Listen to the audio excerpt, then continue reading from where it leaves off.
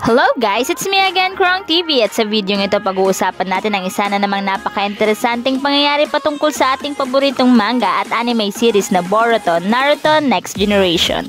Pero bago ang lahat, huwag kalimutang mag-like, mag-subscribe, pinutin na rin ang notification bell upang lagi kang updated sa mga susunod na video. A, B, C, D.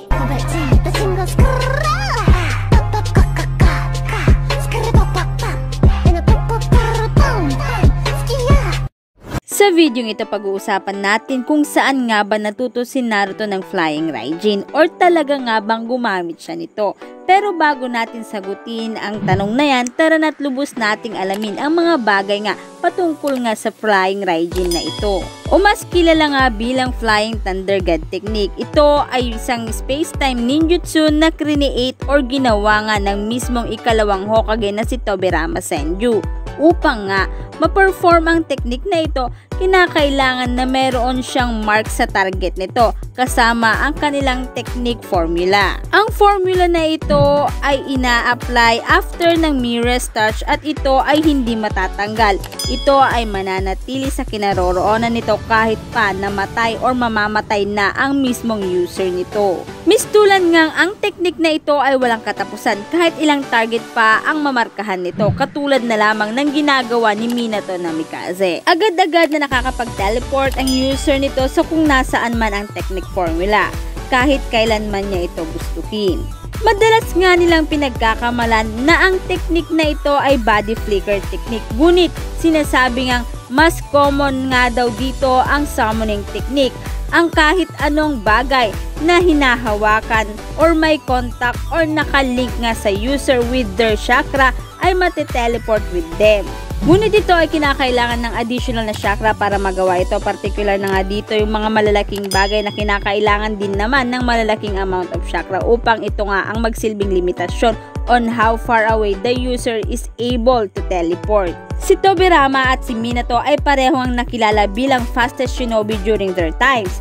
Kahit sabihin na natin na talagang mabilis na sila, malaki pa rin ang naging ambag ng Flying Thunder God upang nga makilala sila sa larangang ito. During Third Shinobi World War, nakilala or tinawag si Minato bilang Konoha's Yellow Flash dahil sa walang humpay nitong paggamit nga ng Flying Thunder God. Siya ay bigla-bigla na lamang lumilitaw sa likod ng kalaban nito.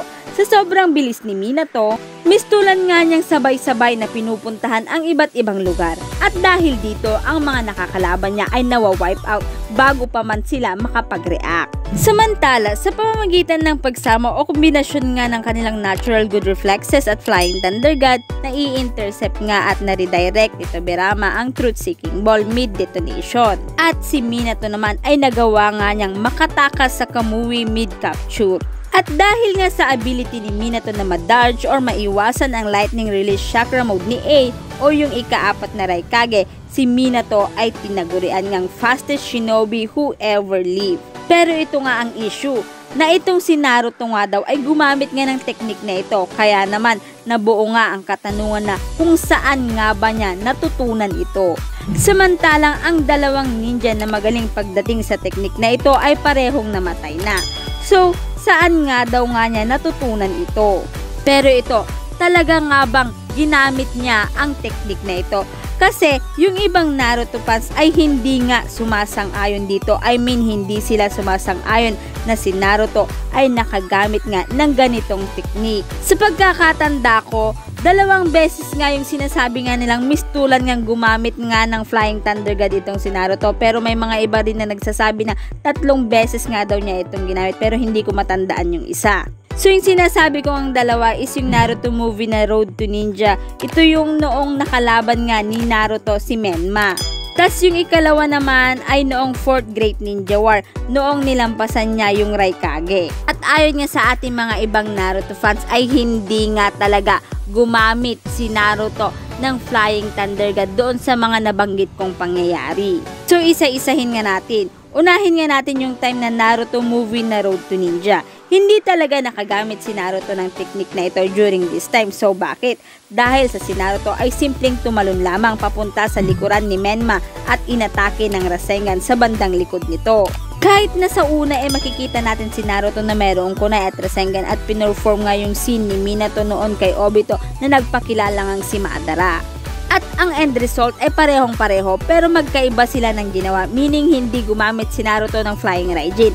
Ang ginawa lamang ni Naruto ay tumalon samantalang si Minato ay nag-teleport mismo sa kanyang kunay. Iba sa ginawa ni Naruto. At kung mapapansin, yung kunay na ginamit o tinapon ni Naruto ay walang markings na alam naman natin isa sa pinakamahalagang requirements para ma-perform ang Flying Thunder God. Ang ikalawa naman ay noong 4th Great Ninja War kung saan ay hinarangan nga siya ng Raikage at nung una ay pati si Tsunade ay humarang din pero hanggang sa na-realize nga ni Tsunade na dapat ngang padaanin si Naruto. So this time hindi talaga gumamit si Naruto ng Flying Thunder God dahil una, again, walang kahit anong markings dito. At ikalawa, ang ginawang ito ni Naruto ay dahil sa siya ay nakakurama chakra mode, meaning na master na niya ang chakra ni Kurama. Tulad na rin ng sinabi ni Tsunade. Dahil sa Kurama Chakra Mode, nag-increase ang speed or bilis ni Naruto or by linking Kurama Chakra Mode tas na master pa niya ang paggamit dito, ito ay sapat na upang nga maging kasing bilis or halos kasing bilis ng Flying Thunder God. Kaya naman ito ang naging dahilan kung bakit nga naiwasan niya ang suntok ng Raikage. So yan nga ang dahilan kung bakit nga hindi masasabing si Naruto ay nakagamit ng technique na ito. Maybe may knowledge about dito si Naruto pero hindi niya ito minaster o pinag-aralan. Dahil na rin sa ito ay hindi match sa fighting style ni Naruto. Dahil kung matatandaan si Naruto ay isang ninja na gustong-gustong maayos ang bagay sa pamamagitan ng pakikipag-usap. Kaya nga 'di ba, master na master niya ang Talk no Jutsu, pati nga si Pain ay napabago niya dito. At yung ninja na gumagamit ng Flying Thunder God na ito ay yung mga taong hindi mahilig o ayaw sa mga pakikipag-usap. I mean laban kung laban, walang usap-usap.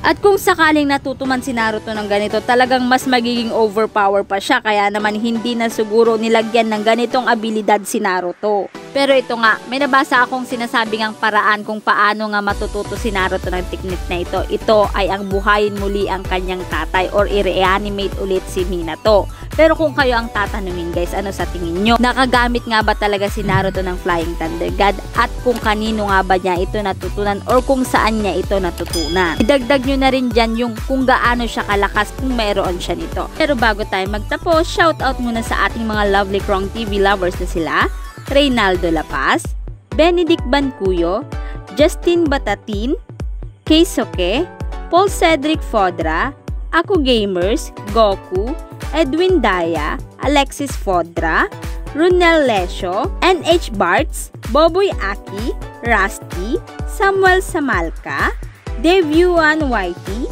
Fevi Arquero, John Daril, Alexis Duran, Lori Acosta, Helmar Bracero, Gerlo Jerusalem, Kakashi 53, Jordan Bosas, Prince Joe Balolong, Ryan Channel, Carlo Ortiz Channel, Dave Gusila, Jason Enriquez, Muhammad Ryan Dragon, Edwin Balansag, Richmond Datu, Jeneline Sitsit, Kian Concordia, Mel Mary Kayaw, Vlog Warriors, Landa Fitesio, Fradsmir Julambri, Greg Pigaw, George Esparsha, Kevin Mintino, Sian Tugano, Boruto, Richard Alcantara, Uchiha Itachi, Wilfredo Aisa, Enzo Medina, Nathaniel Nolyoda, ACE, Prince TB,